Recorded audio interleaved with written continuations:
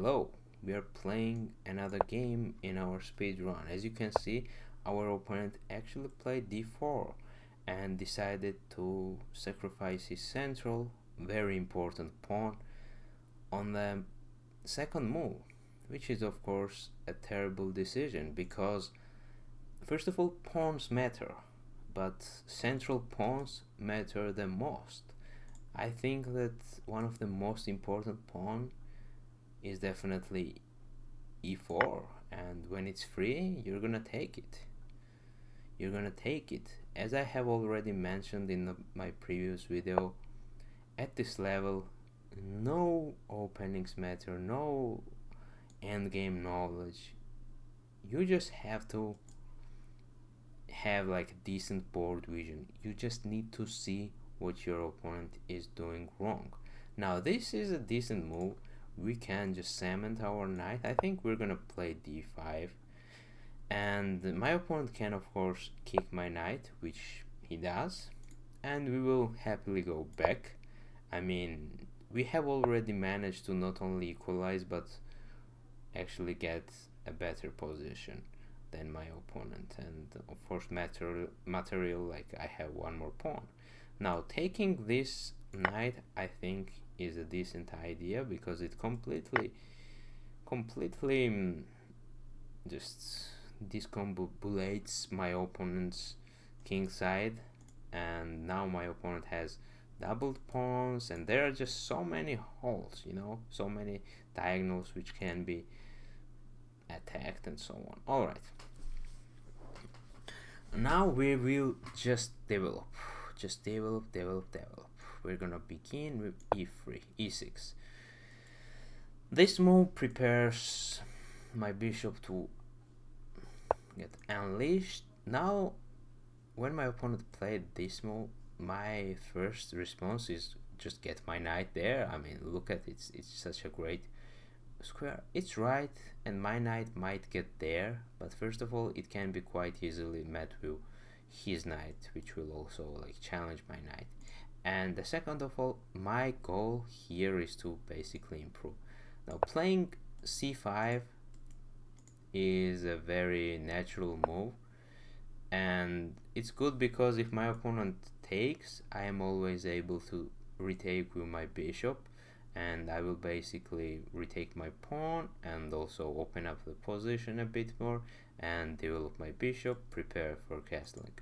But my opponent decided to be very generous and gave me another pawn. Now, as I have already mentioned, the central pawns are probably the most important ones, and yeah, I mean, losing them is definitely not very nice. My opponent is trying to get back that pawn. Now, to be honest, I don't really care about that pawn, but I want to play knight c6, and it just happens to that my knight to c6 simply defends the pawn. So if it's gonna be defended, it's fine. This pawn is definitely not the most important pawn in my structure, like in my center. These pawns are much more important.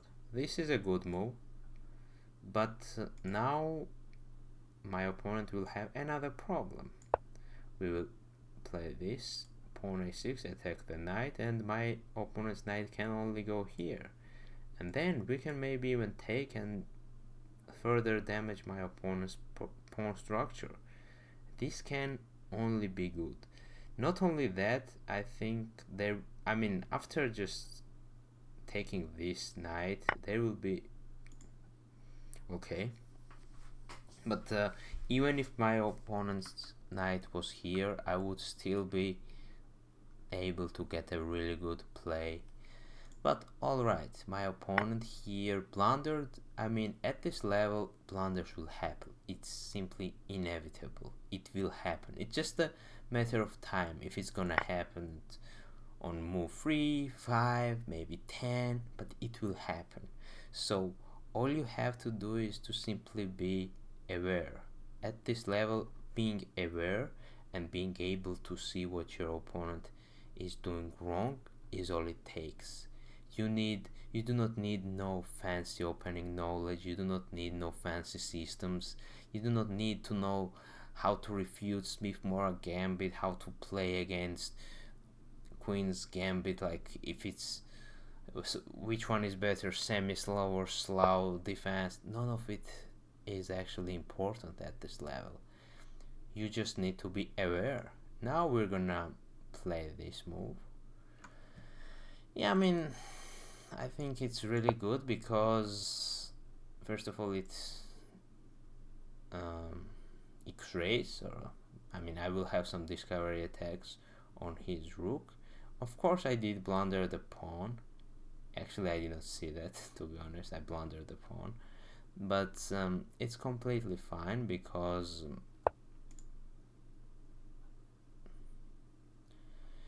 yeah, I mean it's fine because we are just so better in every department. Alright, so here I like this move. Maybe some moves are even better, but I know that this simple tactical idea wins the exchange. My opponent will probably take the knight and I will be able to take the rook, so I win the exchange. It's a simple discovery attack, simple tactics, nothing too fancy, but it's still very good. Alright, now what's my goal? Well, I'm just so much more developed than my opponent. Now this is actually a good move because it basically attacks my bishop and also attacks this pawn. Alright, we're gonna what will we actually going to do? What are we actually going to do in this position? Let me think for a second. Alright, let's just go back, give my opponent this pawn, and I think this pawn actually, okay, he did not to take that, but I thought even if he took, it would be quite scary. Okay, so we gotta play a bit faster here. My opponent castled long, which is a very good idea, but we are already threatening a checkmate in one, so my opponent needs to be aware. Probably has to play pawn to c3, which we will basically meet with bishop e3, and we will force the bishop's raid. Or in this case I will just checkmate you quite easily. Yes, as I have said, at this level most of the games, actually almost all of the games, will be decided by you. Like if you are simply going to take the pieces your opponent will inevitably offer you, you will manage to just win the games. Alright, seems like my opponent actually analyzed this game already, but let's do our little quick analyze here. d5, d4, nothing wrong with that. We're gonna play knight to f6, one of the most popular response to d4, simply because it's very flexible. You can play Grunfeld, you can play King's Indian, you can play Benoni. This move is definitely the best one because it's just so damn flexible. Here, I mean, after this move most of the times you're gonna see c4, but my opponent played e4, which I don't even know if it's actually it's actually an opening. It's an omega gambit, but let's see how it goes. What is the best response after that? Okay, seems like masters play like d3,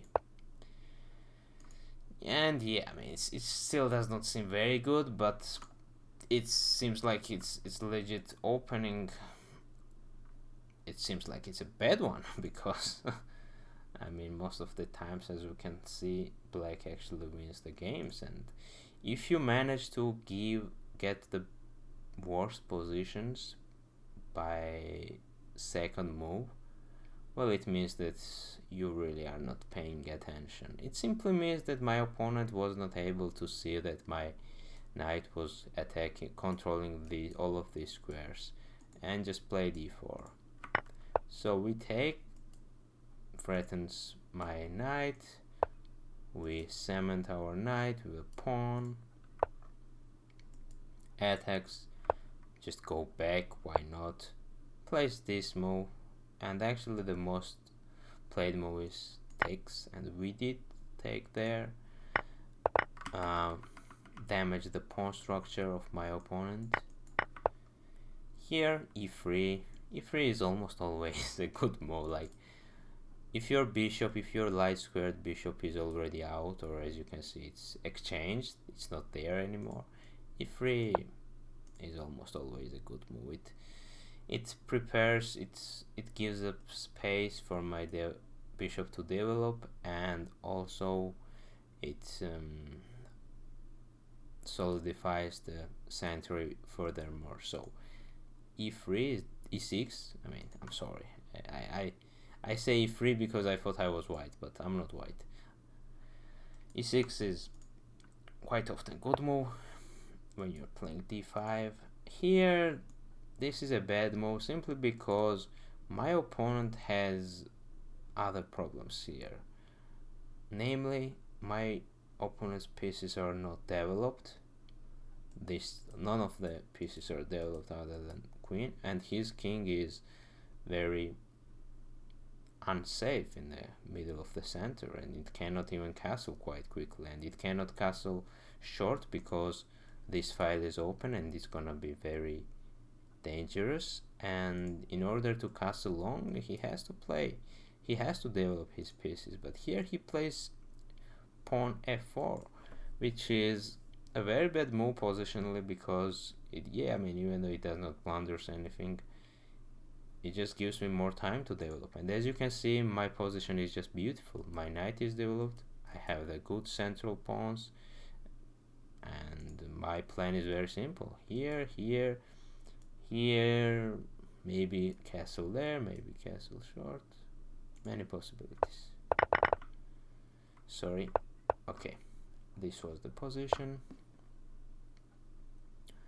Here, this is a very popular idea, as I have already said. You are basically giving up your pawn, but if your opponent takes, you will take your bishop, and you have managed to not only give up your c pawn for d pawn, which is actually even better. Like as I have already mentioned, the central pawns worth more than the side pawns, so you basically manage to develop, get his best pawn for your not so best pawn, and you are able to castle. Okay, so actually he did not take, but he played even worse. Yeah, he played knight c3, which is fine, but it's not fine anymore, because first of all you have to address, like, if you're gonna do something like this, maybe it's fine, but if you're gonna just give me another pawn, that's not fine at all. Here does this move, plays this move, which just threatens my pawn, but I don't care. I'm just gonna develop my knight, because knights have to be developed quite quickly. And here plays a really decent move. My opponent plays a really decent move, rook to g1. I mean, it's good because if I'm going to move my bishop, he will be able to take the pawn, and also if I'm going to castle, this will be quite dangerous for me. So this is a good move. I just attack my opponent's knight. Knight moves and takes my pawn. Yeah, what the hell? It's a blunder, of course.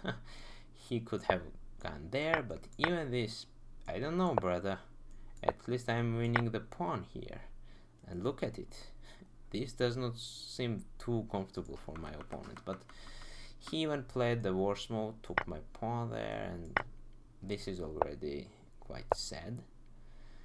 Here we just develop my bishop, and this move threatens my bishop, which is a very common thing at this level. They create these simple threats, which if you are unable to see all of the threats easily, then you might blunder. But if you are a bit more experienced, you will realize that, okay, that's a threat, this is a threat, I can simply defend like with a pawn. This is completely fine, you can defend with a pawn, or in my case I went for this simple simplifying tactical idea, which not only simplifies but also gives me a possibility to win the exchange, and not only win the exchange but just by taking that rook I am able to castle now, because there will not be a rook there anymore and I do not have any problems. Now my opponent played a really decent move,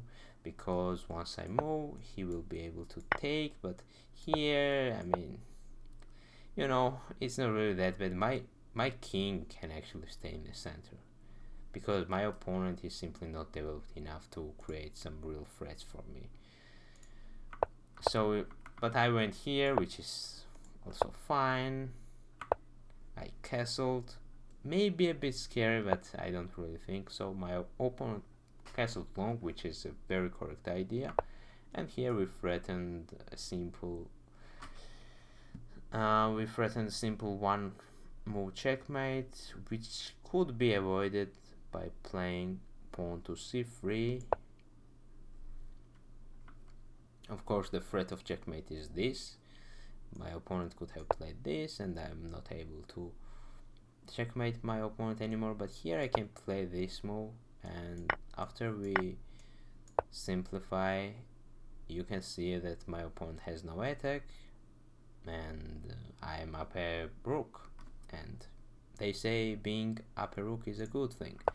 But here my opponent did not see that and played this and gave me a checkmate in one. Yeah, as you can see, no inaccuracies, no mistakes, no blunders.